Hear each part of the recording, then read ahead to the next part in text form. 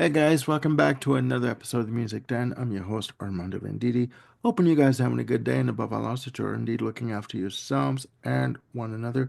Ladies and gentlemen, before I get into the topic of another fantastic, entertaining, informative episode on the Music Den, I would like to welcome back to the channel Mr. Jim Bricker. How's it going, Jim? I'm doing well, Armando. How are you? I'm doing good for an early morning. I'm doing wonderful. And on the bottom of my screen, Mr. Ken Cheshire. How's it going, Ken? Going well, Armando. It's good to see you guys again. Good to Glad see to be you back. too. Good, and glad that you're back. You can't keep a straight face, can you? There we go. That's fine. That's fine. Sweet senility. Yeah. Yes. No, I know. Yeah, enjoy it. It's a hell of a ride. Ladies and gentlemen, this episode was going to be a quartet. We're now down to a trio, and I'll get into that in a second. Ladies and gentlemen, we are here to discuss our top five albums of Miles Davis. And before I get into the show, we want to give a very special shout out to Mr. Bill Schuster. He was supposed to be here, he wanted to be here, but duty called and he had to work. So he sent me a message to carry on with the show and to show some love to Dubop. All right, we will. And Bill, we love you, we miss you, and we will definitely see you soon. Okay. Ditto. Yeah. Rest up, brother. All right, now, ladies and gentlemen, we are going to have some fun with this episode, damn it. And I promise you that. We have each come up with our list of top five Miles Davis albums. So, as I look on my screen, who to pick on first? Oh, wait a minute. Wait, whoa, whoa. Hold the phone there, Charlie. Okay. Where's our biographical data? Where's our Mount Olympus? We can't just like leap into this top five willy-nilly. Okay. All right. I'll let you do the biographical data. How's that? Oh, great. All right. Well, since You I was asked for it. unprepared to do that, I know I'm just going to go to the great big encyclopedia in the sky. Please Um, do. All right, Miles Dewey Davis the third, uh, pretty much wrote almost every book that there is to write on jazz from about the mid 50s on. Um, Whatever, turns and stylistic um, bends that were taken in the genre, Miles pretty much had a hand in them, either directly or indirectly. Um, Yeah, I mean there's a whole ton that's been written about Miles, and there's no reason for me to sort of go into all of it. He had his issues with drugs, he had his issues with women, he had his issues with the law, he had his issues with just staying healthy in general. There was an Yes. entire portion of the latter 70s where he just sort of checked out of the whole record industry, but came back in 1980. Um, Yes.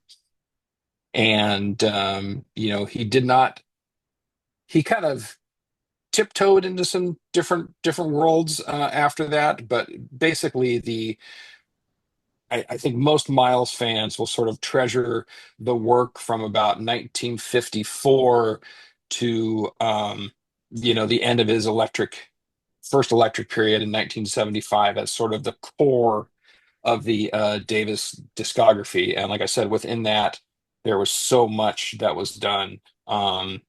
It's Jazz would be a lesser place without the influence and work of Miles Davis. Um, Yes. Yeah, I would agree. And just to chime in here for a second, there is a documentary on Miles Davis called Birth of the Cool, which is on DVD, and you could at one point watch it on Netflix, which I did, and I ended up getting the DVD when it was available when I found it. So all of the information that Jim has just mentioned about Miles Davis is mentioned in this documentary. Um, Yeah. There's also this excellent book called Three Shades of Blue, which is essentially about the creation of the Kind of Blue album. But it's really kind of a history of jazz before and after Kind of Blue, focusing particularly on Miles, John Coltrane, and Bill Evans. And we'll get into all those cats as we discuss. This is highly recommended. This is an Yes. outstanding book. And my copy is on the way because it has not been released in Canada just yet. And the Mount Olympus portion of the show, um, we all agreed that A Kind of Blue is considered to be the Mount Olympus uh, of the releases of Miles Davis. So we are going to be doing a special episode aside from this on an album discussion of A Kind of Blue. Okay, that's coming up. So, any more information about the maestro that we need to know, Jim? He was born in 1926. He died in 1991. 1991. Um, Not germane, but I saw Miles Davis live, and I think it was 1988, and great show, great show. Speaking of Miles Davis Live, just really quick note, he appeared on Saturday Night Live in 1981, and he was considered to be a nightmare of a musical guest because he kept turning his back to the camera when he was performing on during his set, and to someone that's doing blocking for camera for live TV, that is the death knell because you don't know what the person's doing when the back is turned to the camera, etc. So it was very unpredictable. So, all right. Now, ladies and gentlemen, we've each come up with our top five albums of Miles Davis. And again, I will pass the virtual mic over to Jim, seeing as how he is so eager to get this show on the road. So, Jim, over to you. I'm just eager to follow the format, my good man, that you've There you go. so fervently established. All right. There you go. So we are going to start. My first one starts back in 1956. And however, it wasn't released until 1958. The majority of Miles' career was on the Columbia Records label. Before that, though, he was on several different labels, one of them being Prestige. And at Miles' career was starting to go off like a rocket ship while he was on Prestige. And Columbia sort of bought his contract out from Prestige. However, there was still some arrangement where Miles still owed Prestige, I think, like 4 albums before they could consider the contract closed. And so, uh, over 2 days in May and October of 1956, he brought his working band into the studio, and they basically recorded 4 albums worth of material over 2 days. Sounds about right. And this stuff is just legendary. And to say a working band, like a lot of Miles bands, most people in them were leaders in their own right. And the 1956 sessions I talked about were performed by his first great quintet, which it contains John Coltrane on sax, Red Garland on piano, Paul Chambers on bass, and Philly Joe Jones on drums. And they basically took their sets that they were playing live and, like I said, recorded them over the 2 sessions. And what you get is just, these 4 albums are considered by many to be among the best performances across the entire genre of hard bop. And, hard bop doesn't mean everything in here is a barn burner. It just, some tunes cook at a certain tempo and some are just straight up ballads. And it's very hard to kind of say that they fall into the hard bop stereotypes, but that's the genre that they've been thrown into. Anyway, all of that being said, Prestige, like I said, they recorded these in 56 and they held on to them and they were released dribbled out over the next kind of 4 years. So the first one we're looking at here is an album called Relaxin' with the Miles Davis Quintet. This was, like I said, recorded in 56 and released in 58. This is it's brief in terms of number of tracks. There's only 6 tracks on here, but it's a great combination of bop and balladry. The album starts off with the standard "If I Were a Bell," which has this gentle but absolutely grooving swing on it. In fact, um, the whole thing starts off with a Red Garland piano line with Chambers on bass, which is the doorbell chime, which we kind of just talked about recently in the Danny Wilson episode. So it's a variation on that theme. Mhm. The whole record. If people want an entry point into classic jazz, um, I would recommend any of these albums from those 2 dates in 56. But Relaxin' holds a special place for me because it just really draws the listener in, and everyone's performances are just top notch. Um, you know, there's no like standout soloist because, like I said, everyone in this group is a leader on their own, and so everyone is just top of their game. Coltrane hasn't yet become the absolute, like giant steps monster or chasing the train monster that he would in the 60s, but the raw materials are all there, and with every album his power just grows. It's amazing to hear. So yeah, my first stop is I call it 1956, and that's Relaxing with the Miles Davis Quintet. Okay. All right.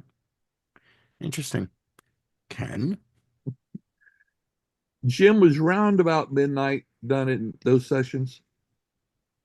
No, Roundabout Midnight was after, but not long after. I mean, probably like early 58 or in 57.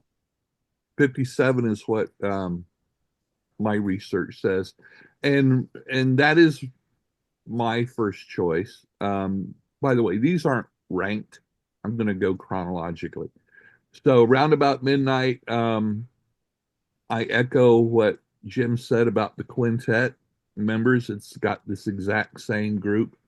Um, the album is rooted in bebop, um, but it also points to the cooler modal jazz that he would move into, um, which is really one of my favorite styles. Um, which is what makes Kind of Blue, my all-time favorite because they just take that. But anyway, um, Spoiler alert.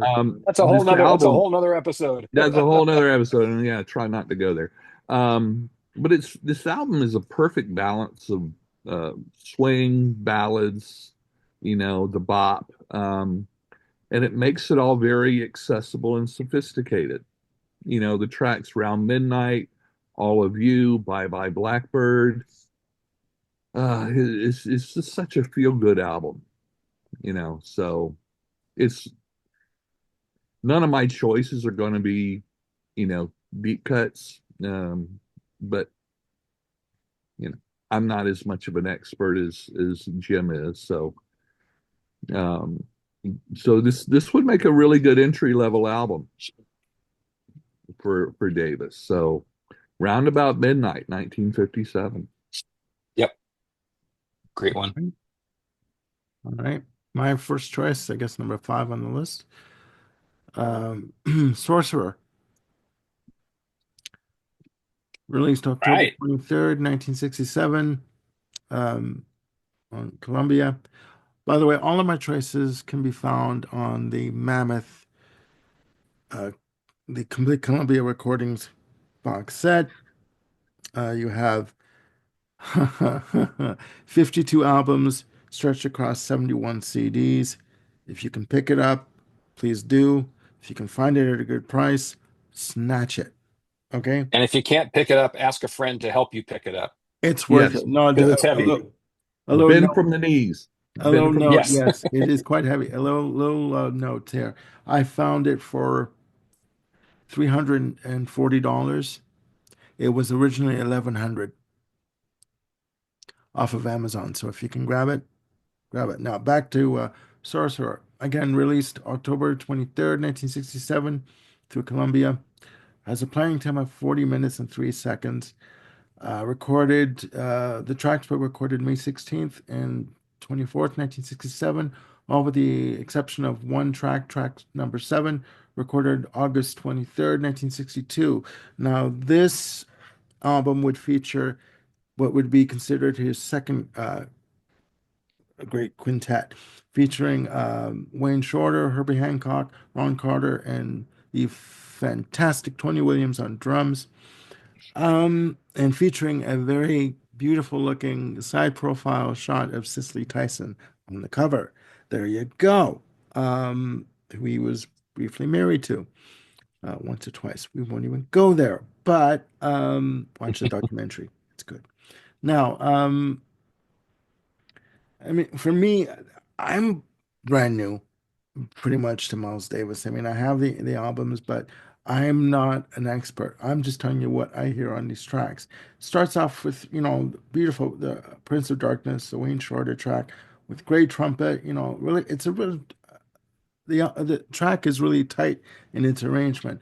Um, Fantastic drum work from Tony Williams and all the stuff that he's on. Other songs to note on this album, Pee Wee. Uh, for me, has a really great relaxed feel. Great piano and sax on this track. Mescalero is a great track as well. Uh, I like the fact that Hancock has really dramatic piano chords on this track. And, just what I hear on this track, a wash of trumpet and sax on the intro, and really tight piano stabs on this track.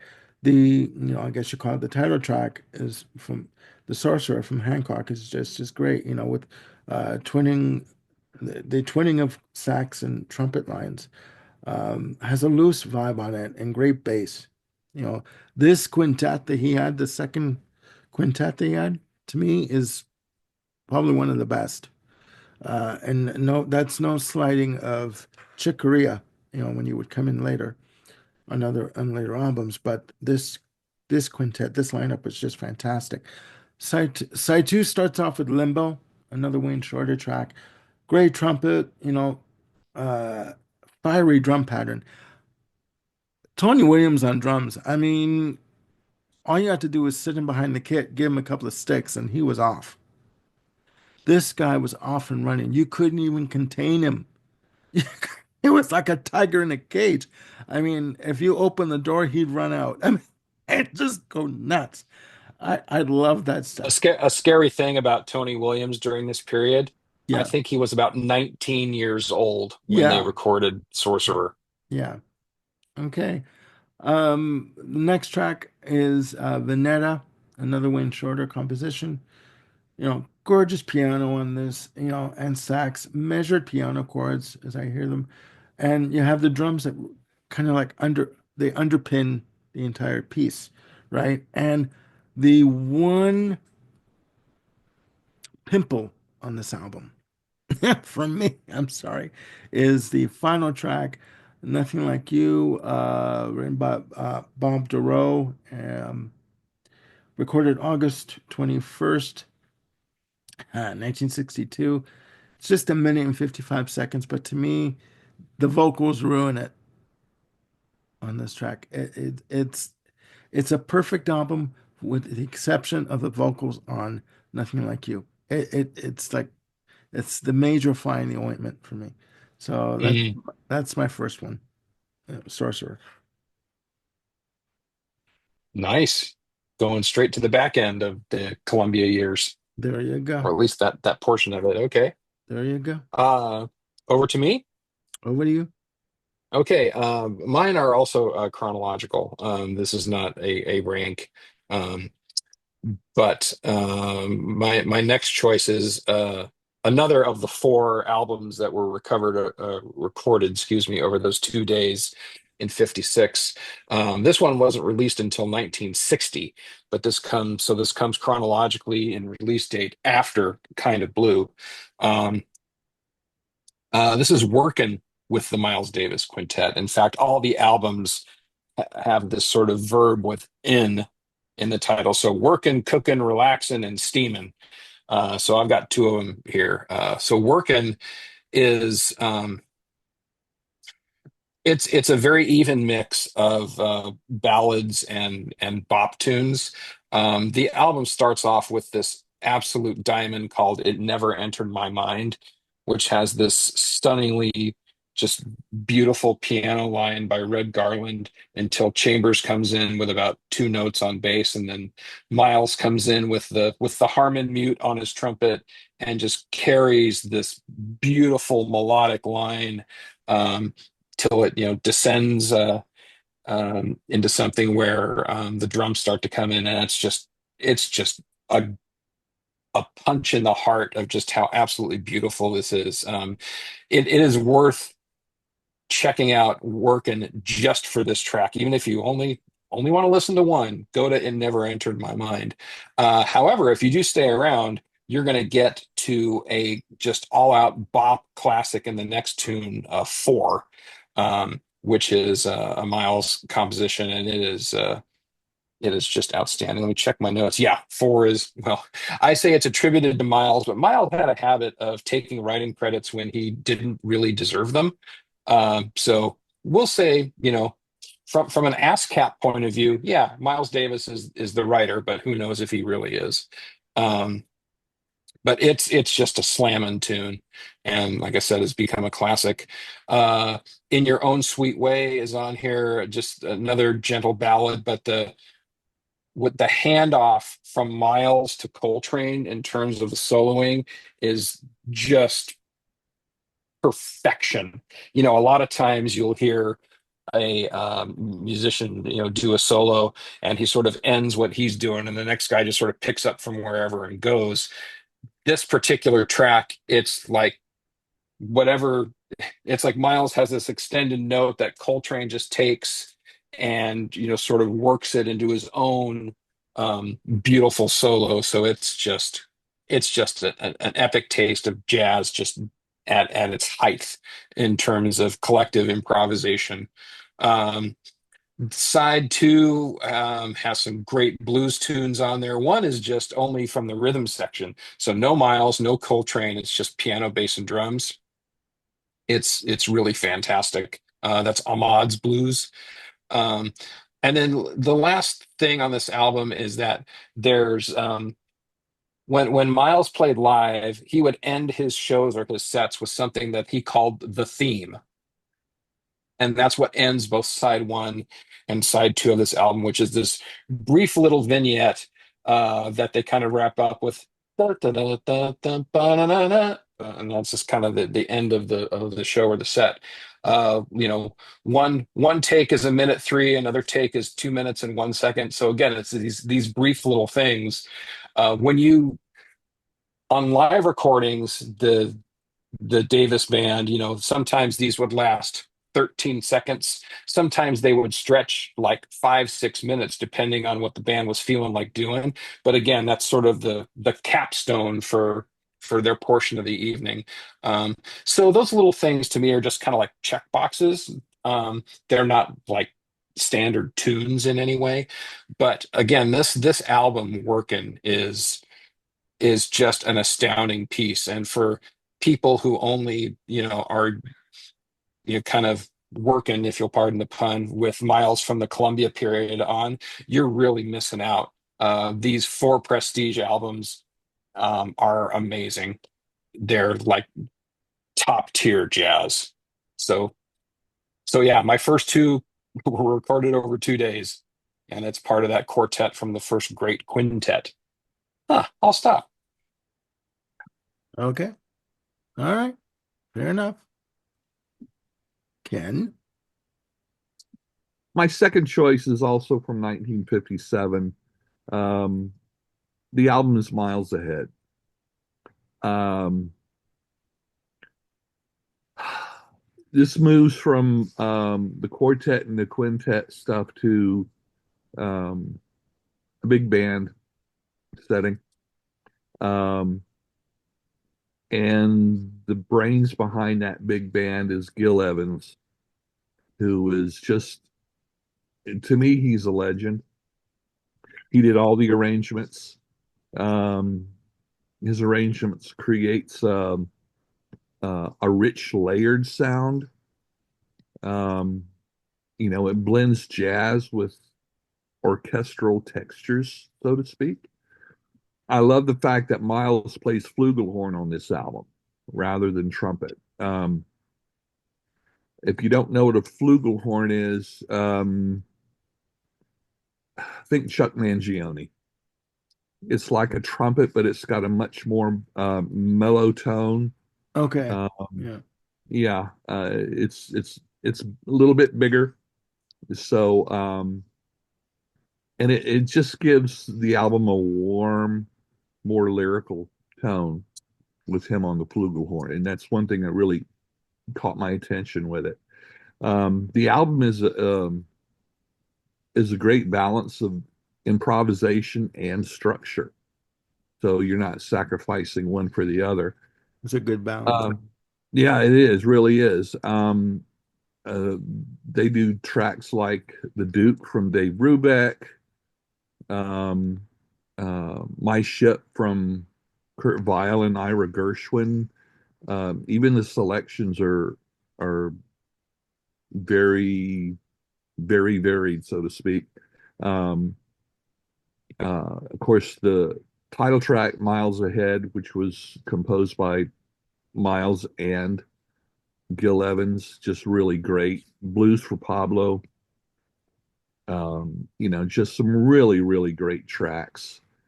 Um, this is, yeah, I kind of don't know how to put it into words. It's Miles, but it's just a different side, and uh, I like the larger full sound. I like the other two, but this is just something nice too. Okay. All right. Yeah, the Gil Evans albums are really special. Ken, are there any other of the Gil Evans albums that are going to come up on your list? Maybe. Okay, I won't Okay. spoil anything then. But Okay. Good to know. All right. Um, looking at this list, my list is done chronologically, in order of release now. My next one is Nefertiti. Uh, whew, uh, released March of 64. Short album, 39 minutes, 8 seconds. Perfect for vinyl, short for the CD.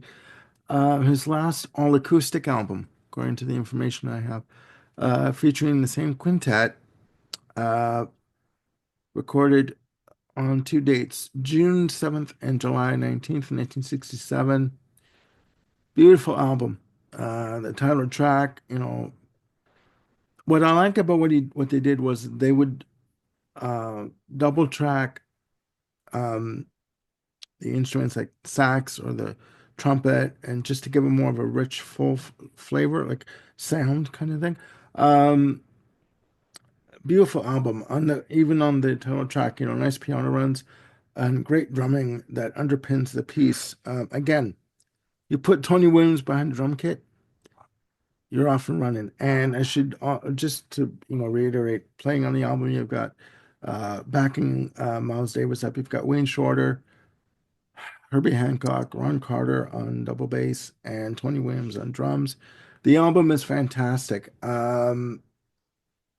With songs like, okay, look at my notes here. Besides the title track, um, you've got songs like Fall from Wayne Shorter, Hand Drive, the Tony Williams track. Great tempo on that. Nice acoustic bass. Great sax and great piano run on that piece. Uh, you know, um, Madness from Herbie Hancock. The entire album is great. Lengthy pieces, 6 minutes plus to 7 minutes plus. This is where I think that Miles is like starting to stretch out more in terms of he wants to see what I mean, he's always used compositions from other musicians in the band, but to me he wants to see what the other band members can really offer uh in the studio. And he's not afraid to take ideas and use them and just give credit where credit is due. Yes, he does take credit on some stuff that maybe he shouldn't have. But it's a fantastic album. Riot is another Herbie Hancock piece. Great track, just 3 minutes and 4 seconds. Great tempo on that track. Nice, nice piano. And it ends with Pinocchio, the Wayne Shorter piece. Uh, in my notes have nice swing tempo, nice twinning of sax and trumpet. Great bass, great piano runs, and fantastic drum fills. Again, you put Tony Williams behind a drum kit, you're off and running. I mean, yeah, you can hear him almost playing another drum pattern under what's going on already with the arrangement of what's happening. So it's like you've got two pieces of music going on at the same time, and it's very hard to contain him, and that's what I like about him. He's very unpredictable. Um, yeah, I can't say that much more about it, but that's my number four, Nefertiti.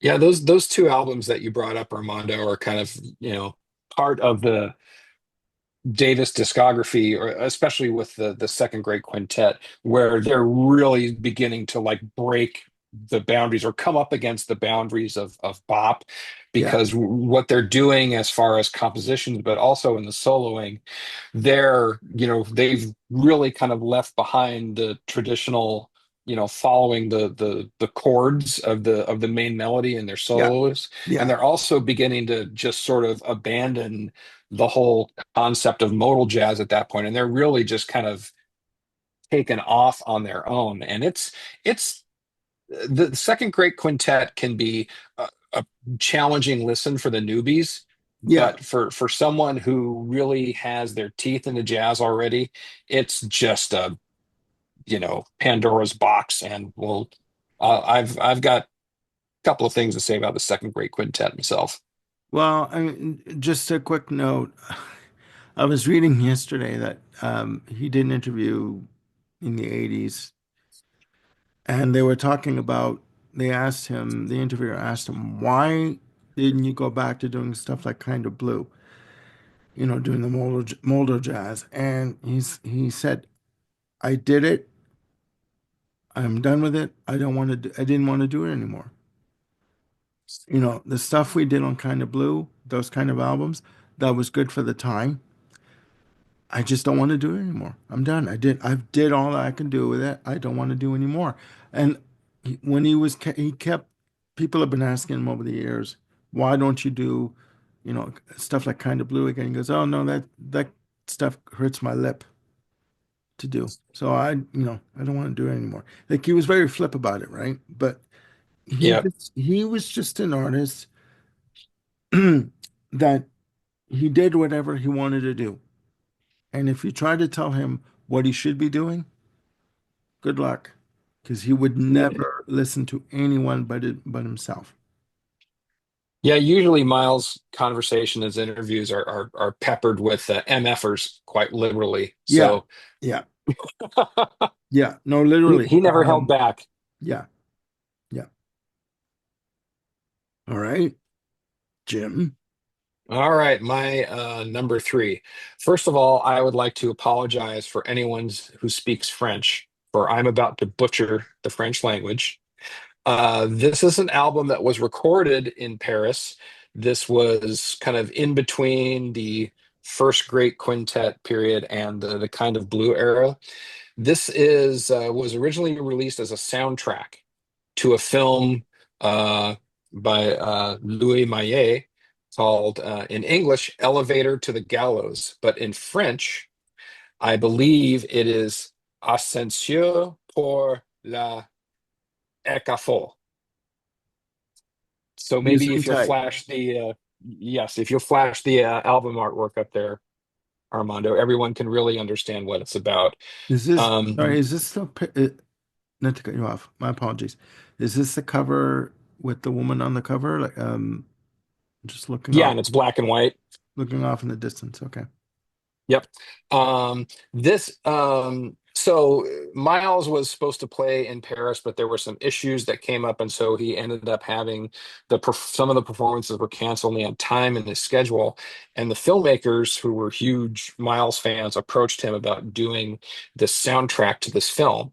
And Miles watched a rough cut of it, and he's like, in Miles fashion, he's like, okay, sure, yeah, do this.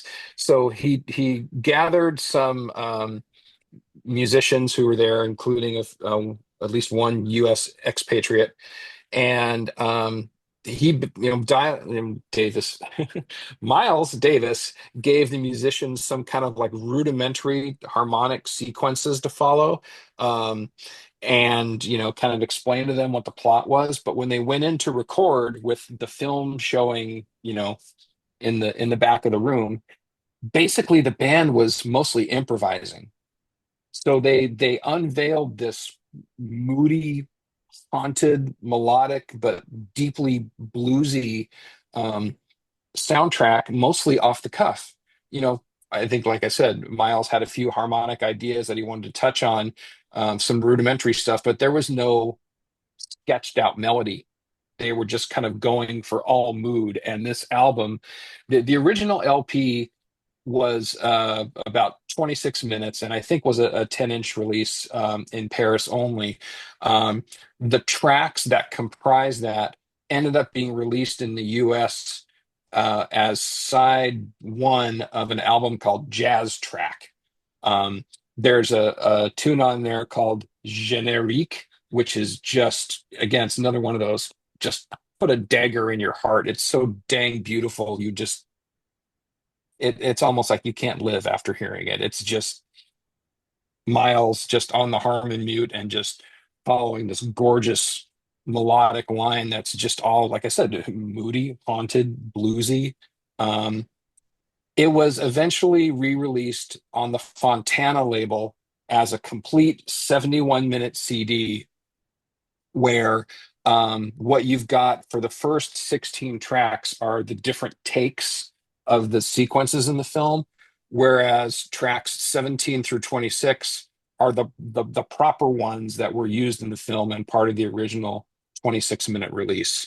Um, it is a fantastic record, and if people kind of like the feel of Kind of Blue and what's happening there, I think this is a very easy recommendation of just to kind of hear jazz at its most loose, but also with some real deep feelings for it.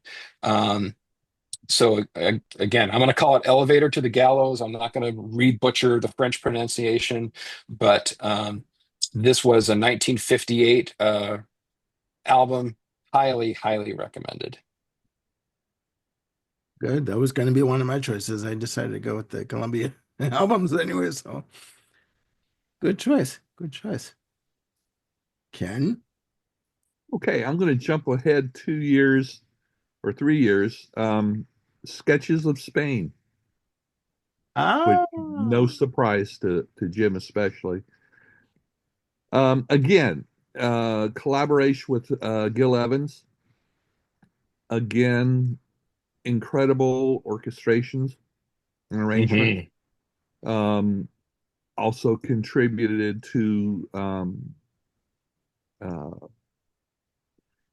song ideas, even compositions on a few tracks. The nice thing about it, or one of the nice things about it, it incorporates Spanish classical music, particularly from the flamenco traditions. yeah. In the 80s, a lot of my introduction to jazz was Spanish influenced jazz. And so discovering this since then, it kind of struck that familiar, that chord. It's very cinematic in scope. And It I is. read a lot of reviewers said that it showcases Miles's ability to reinvent himself. Um, I haven't delved that deeply into, how and why, but I just like the music. And here again, that wonderful flugelhorn, and but he does do trumpet work on this one as well. And it's just got that, you know, it's like make your nachos, put on the album, and just chill. Make your nachos. With You just gave Spanish. me an idea for dinner tonight. What? There you go. So Jim, I'm sure there's plenty that you can add to my pedestrian I think thoughts. you did perfect. I think you did fine. I think you did fine. You I captured the did essence of it. Yeah. yeah. I do want to make another point specifically on the Gil Evans Miles collaborations, and I'm gonna call out the album Porgy and Bess, Yes. which I think was released prior to Kind of Blue. If folks want an idea of just a taste of the brilliance of Gil Evans and Miles working together, check out the track "Summertime" from the Porgy and Bess album. Most people are very aware of some "Summertime and the living is easy." I mean, sorry for singing. I've scared you all off. But what the brilliance of Gil We'll recover. Evans, thank you. The brilliance of Gil Eventually. Evans was how he kind of recrafted things melodically, where it's just it's just kind of this repeated theme, orchestrated underneath with the most brilliant touches of like violin and soft reed instruments. And you're not getting into the whole melodic phrase of the Gershwin tune. It's really just focused on the "Summertime and the living is easy," just kind of over and over. And with Miles just soloing with those chords in mind, it's just, for people who are just like used to the song "Summertime," they're going to say, this just sounds funny. And it does sound funny because it's not the full song. I mean, you never get into well, I guess you do get into the "Hush Little Baby, Don't You Cry" sections at some point, but mostly it's just gliding on this "Summertime and the living is easy" riff. It's like 3.5 minutes. It is worth checking out again, just to sort of give you just a taste of the brilliance of what Miles and Gil Evans did together. Okay. And I think to especially appreciate that, listen to the original first. Go and Oh yeah. find and actually the same thing for the entire album. I mean, Porgy and Bess is just it's one of Gershwin's masterpieces. And I've always loved it. And yeah, but listen to the original, and that will give you an extra appreciation of what they do with that, as we have sidetracked here. Okay. But So let me further continue the sidetrack. Would go. you suggest that the newbies listen to a more traditionally done operatic version, or something like the Ella Louis Armstrong version? The traditional, Okay, yeah. the original. All right. Okay. Interesting. Just, And when I just, say opera, it's just, not Wagner. It's Gershwin, it's Summertime, it's those types of tunes. yeah, yeah. Okay. All right. Interesting. All right. We must carry on. Thus Ladies and end gentlemen. thus endeth our culture part of the show. Back to the original schedule program, ladies and gentlemen. My number 3 is Miles in the Sky. Oh, 4 tracks, re released July 22nd, 1968, as a playing time of 50 minutes and 56 seconds.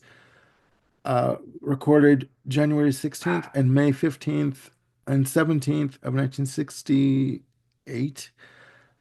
Fantastic. Fantastic. This is where, to me, where Miles Davis definitely does start to stretch out with longer compositions, more experimentation, Starts off with the track Stuff. In my notes, I have a great unrelenting drum pattern, nice flourishes of trumpet and horns on this. Has a really psychedelic feel to it, sense of freedom, and has a really good funk sense to it on that one track. Up next is the track Paraphernalia featuring a one George Benson. Uh, Beautifully done, a Wayne Shorter piece. One of the, I guess, shorter tracks, clocking in at 12 minutes and 38 seconds. In my notes, I have a great fast tempo, beautiful piano, dramatic drum fills, fluid trumpet lines. To me, it just feels like the drums are just waiting to burst out. And just, it just feels like Tony Williams is just waiting to burst onto a huge drum solo, but he's like just containing himself. You know what I mean? Like he's like, I'm not gonna do it. I'm not gonna do it. But you know, anyways, I'm not one to gossip. But it also has great sax and also a great sense of freedom on the piece. This is what I like about what Miles Davis is doing at this point. Nothing was impossible, right? If you wanted to go off and do a bit of a solo here and there, as long as it complemented the piece overall, do it. Editing could be done later if they wanted to at this point, but you know what? Just do what you feel. And he encouraged that. Well, all these recordings. Up next, you have a song called Black Comedy, another Tony Williams composition. Nice swing tempo, quick switches in tempo, great sax and trumpet, great bass. Uh, has a no rules vibe. Yet again, freedom, sense of freedom. Dramatic piano chords, and the last track, Country Sun, a Miles Davis composition. 13 minutes, 52 seconds. Huge drum sound on this to me. Great trumpet, full bass sound, great drum fills, sprawling piano, nice swing tempo on this. Controlled chaos is what I call this track, right? In terms of my notes when I got here. Um, Beautiful piano, multi sections, sultry trumpet, and yeah, just amazing piece. And I failed to mention that all of the recordings I'm talking about were produced by Teo Macero. So I failed to mention that. My apologies, ladies and gentlemen. But yeah, this is just a fantastic album. I love it. I think it's great. You know. But anyways, moving on. Moving on, number four for me, right? Uh, we are jumping into 1963 and into the Columbia era proper. This album is Seven Steps to Heaven, and this is probably one of the last of, I'll call it the classic bop type of albums that Davis did before he really got into the second great quintet. In fact, most of the second great quintet is on this album, but they just hadn't yet unlocked where they would go directionally in terms of improvisation and compositions. Um, Seven Steps to Heaven is an album of two halves. Half of it is ballads, half of it is boppers. The ballad half was all recorded in Hollywood in April of 63, and the bop half was recorded in New York of May of 63, two different bands.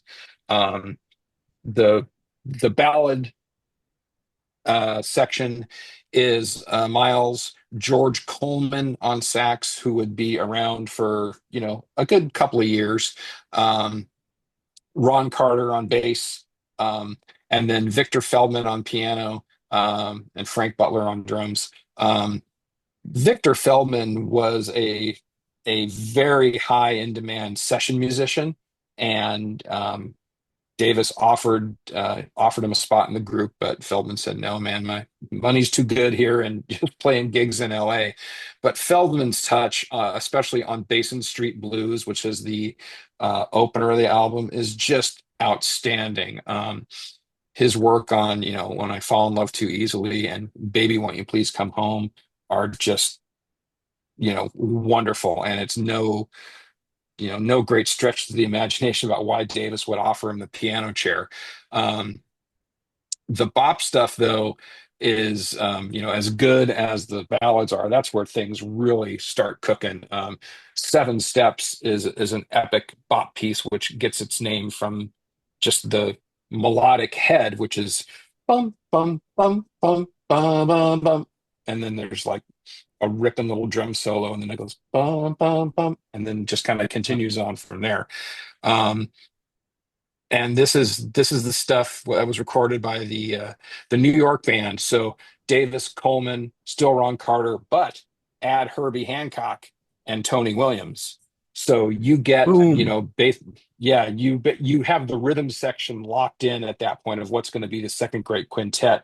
You just need to swap out George Coleman for Wayne Shorter, and then you've got it.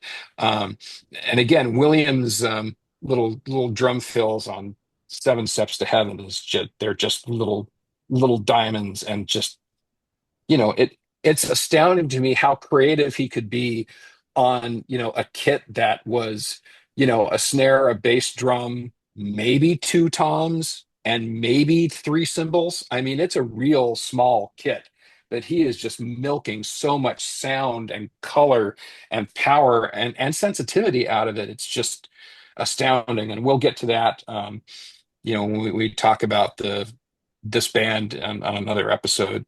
But yeah, Seven Steps to Heaven is kind of an overlooked album because it is sits in that middle period between Kind of Blue and Second Great Quintet starting. But it's definitely one worth checking out, if not for Basin Street Blues and the Seven Steps piece alone. But the whole album is fantastic. It ends on a track called Joshua, which kind of becomes another bop standard and something that remains as part of Davis's set list for a few years. It's just a corker of a tune, and Yes. it's just utterly fantastic. So yeah, my choice number four, Seven Steps to Heaven from 1963. Boom. Okay, mic drop. Yep. Pretty much. All right. Ken? Okie dokie. Jumping ahead 9 years to 1969. Um, in a Silent Way. This is very different. My last two choices are very different from my first three. Uh, arguably an album with just two songs. This is the intro to his Electric period. It's the precursor to Bitches Brew, which is one of his most popular and successful albums. Dreamy, atmospheric, ambience, fusion. It's a rather radical departure from traditional jazz. Mm-hmm. It's spacious, meditative. It's minimalist. Boy, the spectrum really is wide on this. And you've got three fantastic pianists on this album. You got Chick Corea, Herbie Hancock, and Joe Zawinul. Yep. Salvin. Yep. Zawinul. Yeah. Zawinul.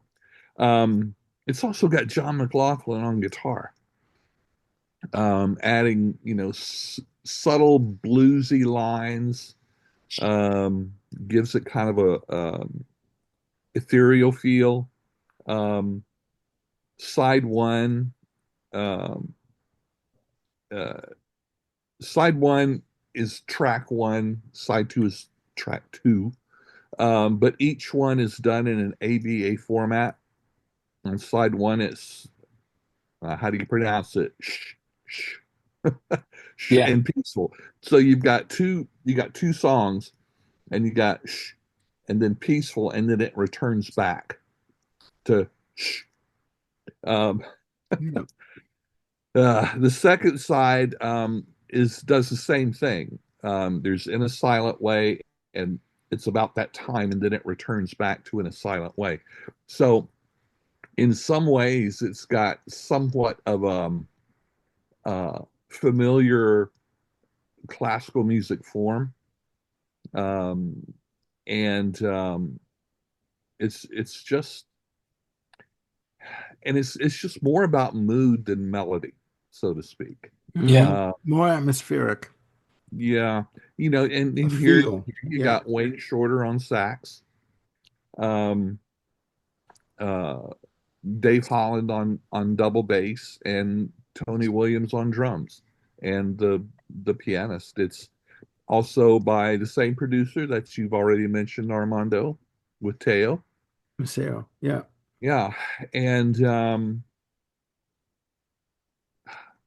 don't know. It's kind of hard for me to wrap my brain around. How do I analyze this? It's just so many different thoughts, so many different feelings.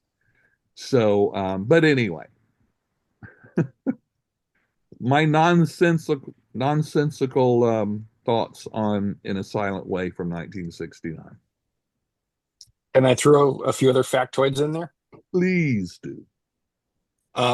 So what you're talking about that, ABA, repetition, it really is repetition, because what Teo would do is he would take the main kind of theme, so whether it's shh or In a Silent Way, and do the equivalent of a copy paste. Yeah. So what you hear at the end of the long track is exactly what you heard at the beginning of the long track. So he just reused that portion of the tape, and all the stuff that's in between are basically best of segments from all the unfolding improvisations that Davis and the rest of the musicians would do. So it's kind of the first of what would be kind of become the playbook for Davis and Teo Maceo, which is to basically just record a ton of stuff in the studio, and then Teo would assemble it into a release, and Miles would give the final stamp of approval. But that was sort of the groove that they fell into, beginning with the In Silent Way release. Yeah. So basically, it would be a beginning, a middle, and an ending, just to sort of wrap it up in terms of the musical piece that they're working on. Well, that's how it came out on the album. But really, what they would do when recording it is they would kind of take the head of the tune, which is sort of like the main melody for Yeah. In a Silent Way, and then they would just go and just improvise based off that. And Then bring it Teo back. would kind of assemble it, and like I said, he would take the initial head that was recorded, Yeah. and then paste it onto the end of the recording when they would do, obviously they didn't do copy and pasting back then, but Yeah. y'all know what I mean. No, I know what you mean. I know what you mean. Yeah. Oh, good one. Good choice. Good choice. My next choice is Fila de Kilimanjaro, or Fila de Kilimanjaro, or Girls of Kilimanjaro. Okay. Pick whichever phrasing or enunciation that you want. Okay.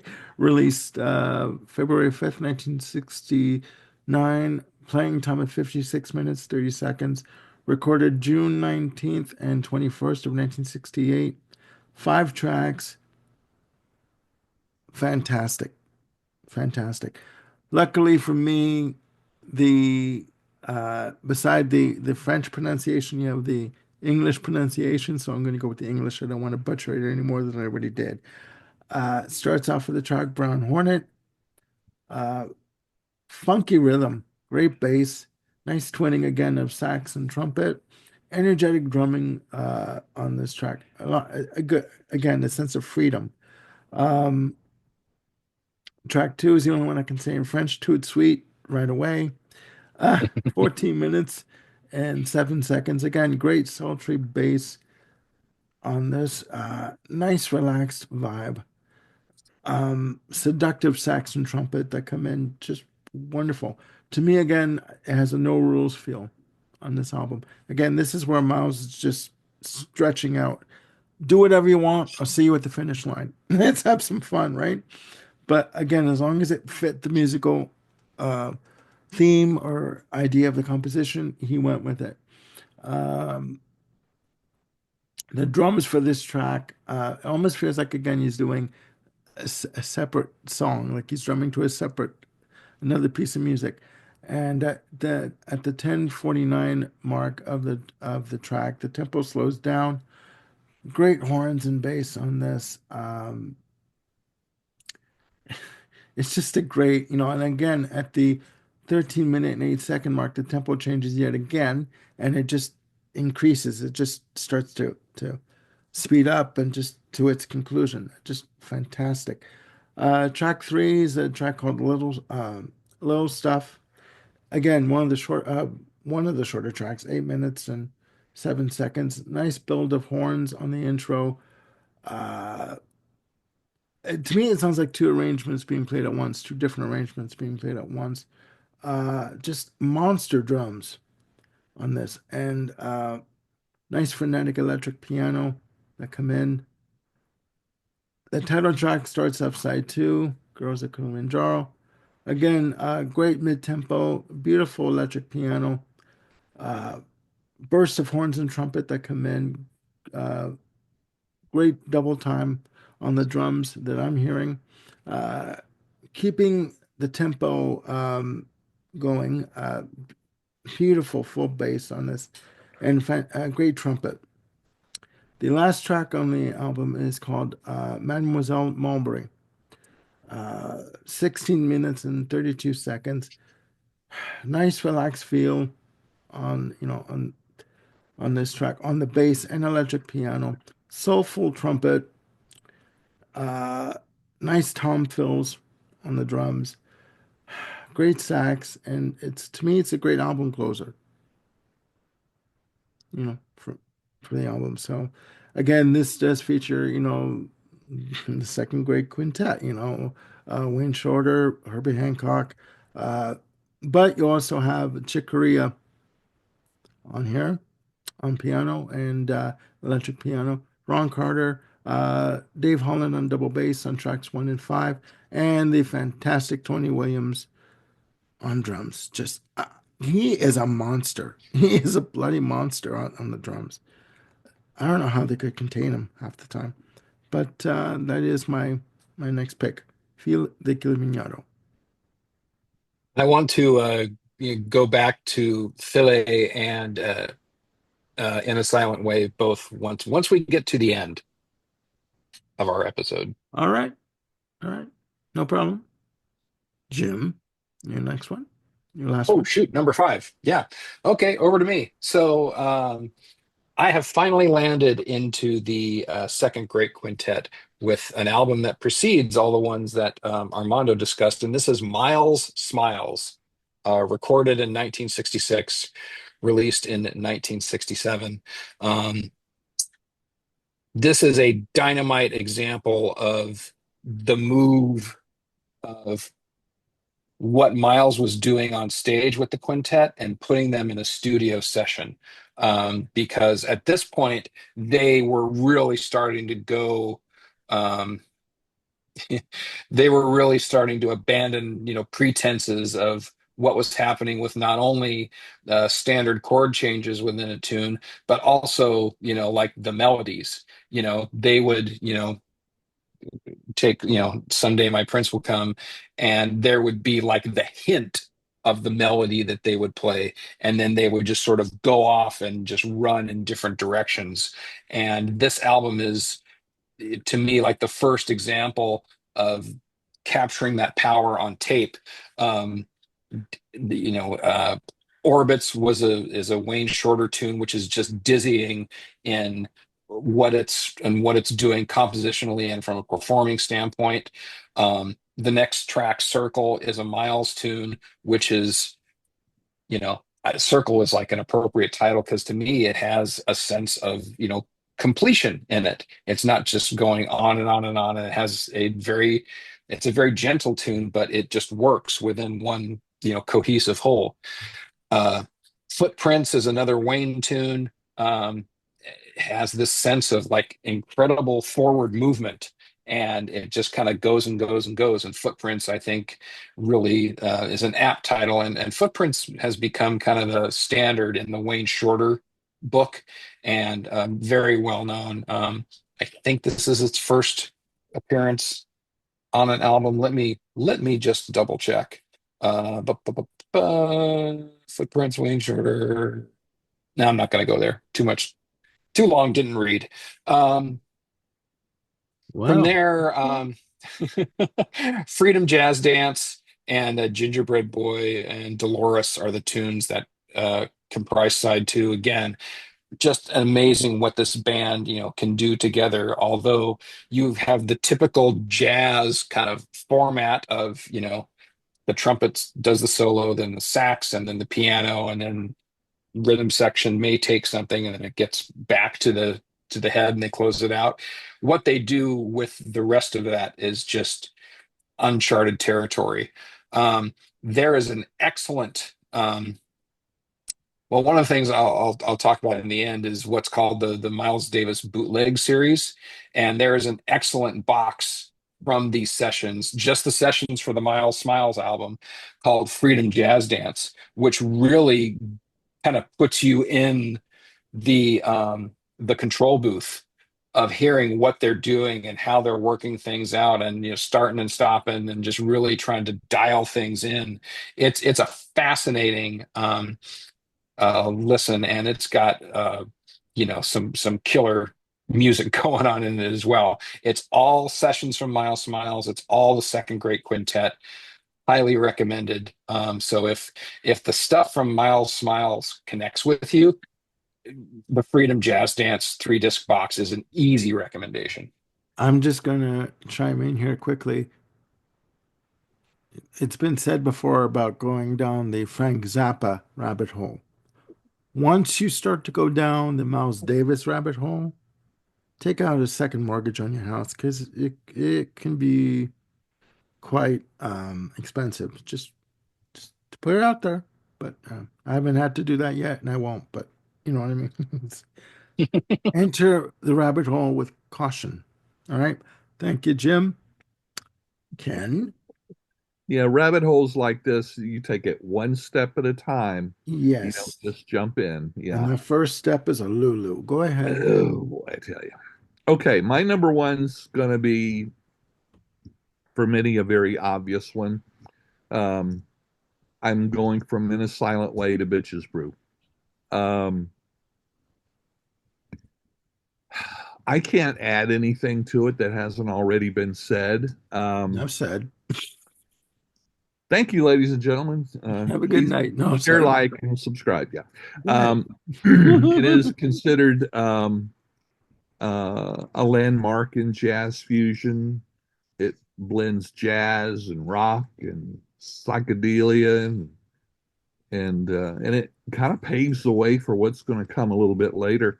Again, you've got the same lineup as far as the backing band, but what I really find interesting is that he uses dual drummers. Um, he uses Jack DeJohnette and Lenny White, and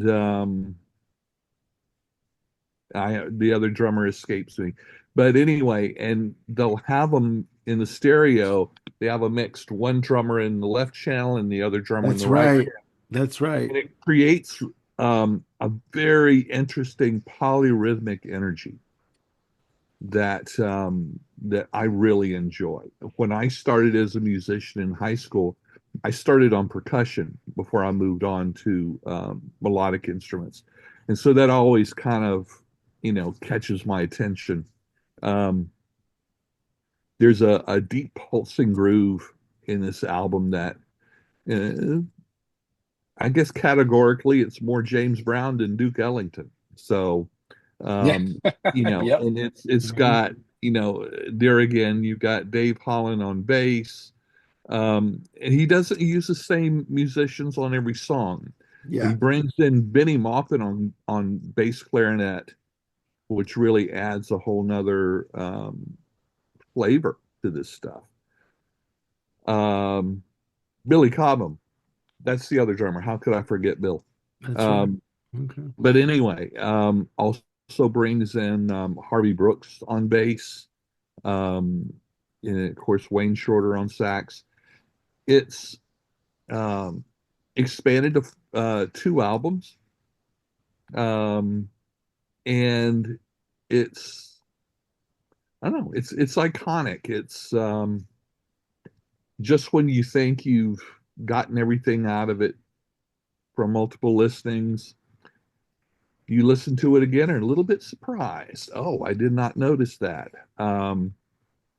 Again, these 2 albums, as far as I haven't listened to all Miles Davis albums, but for this period, um, Bitches Brewing in a Silent Way just really that fits that pattern for me. And sometimes listening to other stuff in the same, I don't know. I think it's because I'm more familiar with these. The other seems kind of okay, yeah, this is kind of the same thing, but I always go back to these. So yeah, you guys, what can you add to this, please? Just that this was where I think he parted ways with Ron Carter because he wanted Ron Carter to play electric bass, and Ron said, "No, I'm not doing it." And Miles is like, "Why?" I'm not doing my raspy Miles voice, but why? Why aren't you gonna do it? Like, what's wrong? He says tonality is different, the feel of the strings is different. You can't get the same sound. There's there's not a there's not that rich, warm sound on an electric bass that there is on an acoustic bass. And they got into a bit of a heated discussion, argument about it. And I they get just it. parted ways. And he said, "Look, Ron said, if you want to go electric, by all means, but I'm not going to play electric bass." He goes, "Okay, have a good day. Goodbye." And they parted ways. And also, just quickly, when he sent a letter to the Columbia head offices stating that the title of the next album was going to be Bitches Brew. And they were all like, "What? What's he going to name it? Bitches Brew. Why? Like, we can't do that. That's not right. We're going to get censored." And I think Clive Davis hit the roof. He's like, "Oh, we can't do that." He stuck to his guns. That's the name of the album, and that this is the artwork, and make it happen. I'm doing my stuff, you do your stuff, and we'll meet in the middle and get it done. That's it. He was unrelenting. He did not want to compromise for with anybody. He hated compromising anything with Yeah. anybody. Yeah. The only other point I'll raise is that it's around this time that Miles started to get booked into like the Fillmore East and the Fillmore West, and then I think he played the Isle of Wight Festival as well. Yeah. And this was, it really began to expand his audience, and people really started to dig what Miles was doing from an electric period, whereas they wouldn't have listened to jazz before. Now that he was, plugged in and amplified and sharing the stage with, some of the hipper bands, Yeah. people really got exposed to what he was doing, and his audience began to really expand. Yeah. And just to piggyback on that, in the documentary, Bertha Cool, uh, he had a meeting with Clive Davis, and he wanted off the label. He says, "You're giving money. You're giving more money to these white MFers and artists, and you're not giving me my proper respect. I want off the label."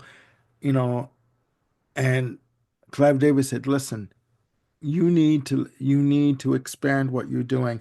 I can get you booked in these venues. I can get you a hit album, but you have to be able to compromise, and you have to be able to listen to me and listen to other ideas and just sort of try and do something a little different and expand your idea of how you operate and how you present your music." And they had like a long meeting, and he finally relented. He goes, "Okay, I'll try it your way." And it worked. It worked. Again, the Fillmore, and he was open to like Jim said, a wider audience. His palette grew and changed and expanded in terms of the music that he was doing. So yeah, Bitches Brew is seen as a benchmark, right, to a lot of people. So, all right, ladies and gentlemen, back to the regular schedule program at hand. My last choice, my number one or my number five, In a Silent Way. Uh, this was the one album that was gonna, there was gonna be at least one album that was gonna overlap. What can be said? I'll give you the information. Released July 30th, 1969. Short album, 38 minutes and 8 seconds. In my notes, I have you funk galore in terms of the album overall. Just a really good sense of funk on this album. It was recorded, I should say, February 18th, 1969. With the two side-long pieces, Shh and Peaceful. Shh and Peaceful clocking in at 18 minutes and 16 seconds. It's separated into three sections. Shh starts off. In my notes, I have a nice use of hi-hat, great organ, nice subtle bass, great trumpet, and nice organ stabs. Peaceful for me as I'm hearing it. Steady hi-hat, nice guitar flourishes, nice subtle bass, uh, has a uh, playful, soulful use of keyboards on this, and it ends off with the ending piece of shh. Again, lush organ swells and nice subtle bass on that from what I'm hearing through my untrained ear, ladies and gentlemen. You move on to side two as I go down through my notes. In a Silent Way, it's about time. In my notes, I have here for In a Silent Way, uh, beautiful guitar, electric piano, very atmospheric. It's about that time that clocks in at 11 minutes and 27 seconds. Great rhythm, nice trumpet stabs. Uh, again, nice steady rhythm, and it's pretty much all I can say about the one track. It ends off again. The closing section of In the Silent Way. Nice solo guitar and really nice gentle passages. So to me,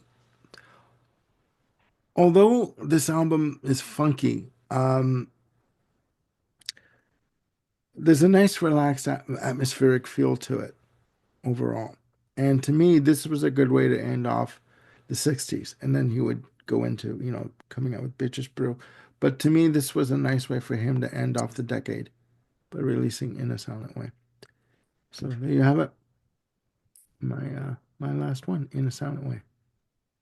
So speaking of In a Silent Way, I said I wanted to rope back to this and the Philae album.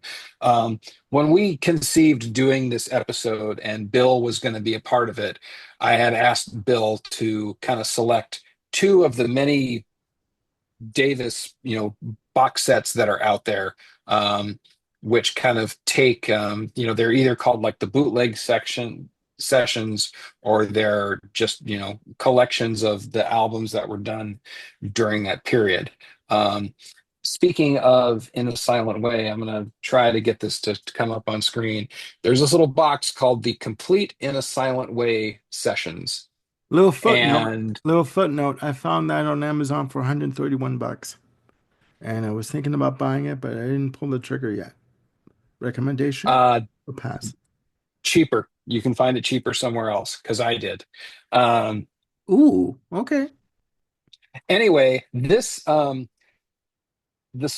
a 3 disc set, and it's one of the smaller of the Miles like complete sessions boxes.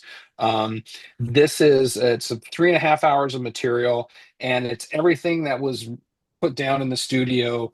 Um, Everything, maybe there's not like false starts and things in there, but from September 68 through February 69, much of the material on this box ended up not only on In a Silent Way, of course, but also Filet de Kilimanjaro, Water Babies, Circle in the Round, Directions, And this is, like we've talked about before, it's got the second great quintet, plus it's got Zawinul, McLaughlin, Chick Corea, Jack DeJohnette, Dave Holland. I mean, this is an outstanding set of recordings, and I kind of prefer this. I'll just keep showing it to In a Silent Way, just because it's just much more expansive, and you get to see the progress and steps that Davis is making in the studio to, what ends up being kind of, In a Silent Way, sort of the grand finale, if you will. So it's also on your various streaming platforms, but highly, highly recommended as a way to kind of understand how Davis, you know, got electric. And if you want to understand Bitches Brew, I'm going to show it again. This is a perfect way to kind of get there. Um, Highly recommended. Um, and again, kind of going back to Bill again. Bill, rest up, brother. Um, we had talked about having two recommendations, and the other box set I want to recommend is the complete live at the Plugged Nickel, which was recorded in December 65 and January 66. This is material that precedes the Miles Smiles record I talked about, and I made a big deal about Miles Smiles kind of capturing what was going on stage and Yeah. putting it in the studio. This album is, where things really started to uncork for the Davis band. There's a lot of quotes between Ron Carter and Herbie Hancock in interviews around the music that made up these performances. And Mhm. they're saying, we had played together for so long, we knew that if, Herbie did this, Tony was going to do that. We really just Yeah. kind of got into this telepathic groove of what was going on. They picked up But on the musical cues. Yeah. yeah, and they said, you know what? For this gig, we're going to shake it up. And it was just kind of Tony and Herbie and Ron just kind of being rebels, saying, okay, we all know that if Herbie does X, Tony's going to do Y. And now Herbie's not going to do X. And in whatever Herbie's going to do, Tony's going to have to figure out a new way to do it.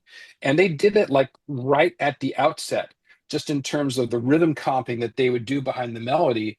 And they said from like the first tune, Miles could hear, what was different and what these guys were doing. And that kind of gave permission for Miles and Wayne to both kind of go out as well. So this whole what's basically an 8 disc set is them just kind of walking a tightrope of discovering new ways to make music. One of the quotes they have here is that they were calling it anti-music because they were just really abandoning, just the preconceived notions of what they wanted to do with the tunes. And these tunes, they're mostly, standards. If I Were a Belle, Stella by Starlight, My Funny Valentine, When I Fall in Love, Round Midnight, Milestones. Again, the tunes were barely recognizable, but Because of the there was arrangements. just Okay. because of the arrangements. And again, these were arrangements that they were just doing on the fly. These weren't preconceived. It's like they're getting on the bandstand and they're like, all right, we're going to play on Green Dolphin Street, but you know what? It ain't going to sound like any Dolphin Street you've ever seen or heard of. Hmm. So if for folks again who really, I mean, you covered really well, Armando, the kind of the stuff that came after Miles Smiles, in terms of like in Nefertiti, Sorcerer, albums like that. Yeah. Um, this is kind of where that genie came out of the bottle and how they really started to go down these new and different roads. Again, it's on all the streaming services. There's a there was an 8 disc version that was originally released, and I think they settled it back down into a 7 disc version. And I don't have the details here about why they did that. And I don't have the box to show you, but yeah, Live at the Plug Nickel 65 is a fan. It's kind of the Mount Olympus of the second great quintet live. Um, let's see here. What's the sources? Um, gosh darn it. All Music, Rolling Stone Record Guide, and the Penguin Guide to Jazz Recordings, all 5 stars. Okay. It's like this is just the pinnacle. Live at the Plug Nickel. Live, the complete live at the Plug Nickel, 1965. Okay, I'll look it up. I'll look it up. There you go. Well, in terms of, because we talked about recommending box like collections or box sets. Mhm. For me, sorry, Ken, did you want to go first? My apologies. No, no, go ahead. Okay, for me, and I've had my eye on this for a while, but I would like to get the complete Bitches Brew sessions. And I've seen it on Amazon as recently as 2 weeks ago, maybe three, for like $95. And I will be eventually buying that set because I'd like to know what everything that went into that session, into those sessions, the outtakes. I mean, you know, uh, to being in a, I guess you call me a completist to an extent, but I'd like to know what went on in those sessions, and I would also recommend the complete Jack Johnson, Oh, that's a monster. which I do That have is somewhere in the house. I do have it. Paid $100 for it, ladies and gentlemen. So if you can find it, get it. It is very good. All right, ladies and gentlemen, uh, that brings us to the end of our Miles Davis top 5 albums. I will also just add that the collection that I took my albums from, the Complete Columbia Recordings, a little footnote, the Complete Columbia Recordings, this is just coffee in my cup, ranges from 1949 to 1985. Also includes the album Decoy from 1984, which someone who will remain nameless tried to stump me on live on a show once, but I recovered and I came through. So there you go. You can get the Complete Columbia Recordings on Discogs, on eBay, on Amazon.com.ca.co.uk. But be warned, you probably will be paying, um, a right leg for it and a torso, because it's quite expensive and it's quite good. It's quite extensive. Included in that set, really quickly, is the Miles Davis Quintet live in Paris, France, 1967 on DVD. So please continue at your own will and warning. So I want to thank Jim Bricker and Ken Cheshire and oh, go ahead. Ken first. Okay. Ken. I want to point out for those watching that are not familiar with Miles Davis, if you don't like what you hear at first, don't give up. He has gone through several different phases, several different styles. Um,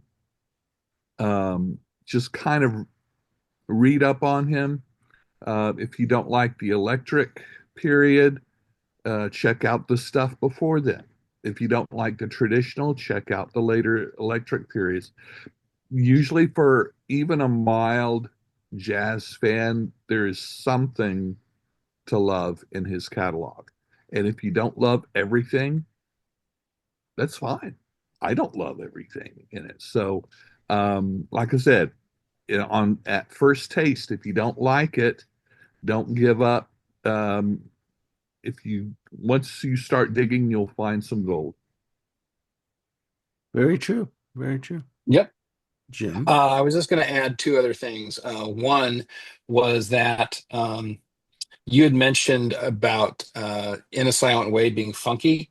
Um, if you That's think how that's I hear it. funky, That's how I hear that it. that's how you hear it. Then I would suggest that if you go to On the Corner, put on a seatbelt because that is going to funk your entire head off of your body because that's like Miles going full high octane Sly and Family Stone funk. Yeah, and you see, I mean, the Fat Albert cartoon inspired cover aside, um, that's the one album that I'm not really a fan of because I kind of find Hmm. that it's the musical themes are very repetitive Yes. on that album. So that's to me, it's like, okay, I'm hearing this over and over and over and over again. So no, I understand what you're saying, and Hmm. yeah, yeah, I'm just glad I didn't get the complete on the corner sessions when I found them. So no, I understand what you're saying. I understand what you're saying, ladies and The gentlemen. the other sorry, the Sorry. last point I wanted to make, Armando, is that you're talking about the Columbia box, the big mother. Yes. I For folks who are not aware, there are two versions of it. One that comes in just a standard white box, and another one that was shipped in a replica trumpet case. So I think the first release was in the replica trumpet case, replica Miles, Yep. Yes. and then they put it, and then they did sort of the white box version for normal human beings who didn't have that kind of fat cash to throw around.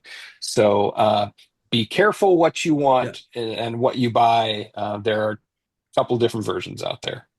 Yeah. Well, you know, for those of you who do not want to follow the Gene Simmons version of selling a box set for $250,000 or whatever, or 25K, get the standard white box set with the pictures of the album covers on the box itself. Um, it's much more affordable, $348. Please, it's much more affordable. Ladies and gentlemen, in closing, all I can say is this, is that as a musician, and I've said this before, as a musician with any type of longevity in their career, they have to feel that they're challenging themselves. So they're going to go off and do different music genres, go down different avenues, try different things. And as a music listener, you're not going to like every single thing. It's impossible. It'd be nice, but it's impossible. So just with what Ken was saying, with this vast collection, you have 62 albums to choose from, just from the studio albums.